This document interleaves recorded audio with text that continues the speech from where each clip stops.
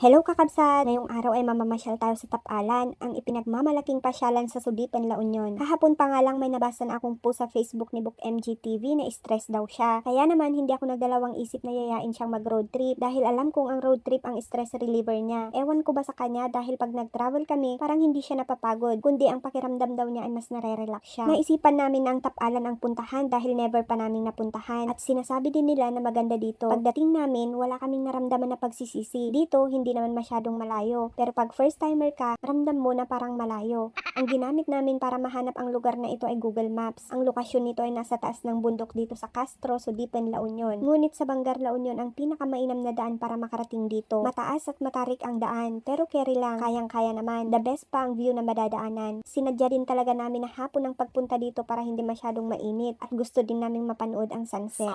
Sinasuggest ko na hapon talaga ang pinakamainam na pagpunta nyo dito kung may balak kayo dahil siguradong mai-enjoy nyo ang napakagandang view. Masusulit din ninyo ang mag-picture taking sa mga nakasaganang pagpusingan, kagaya ng kamay na ito. Dito pwede kang umupo, tumayo, o humiga na parang may nakahawak sa'yo. Magandang pang Instagrammable o pang profile picture nyo, pwede ding pang my day. Marami kayong pagpipilian dito na pwesto, mapadagat o bulubundukin na view, bahala na kayo kung saan nyo gusto. Importante ang iyong side view, back view, pero the best pa din ang front view, panalo ang top view.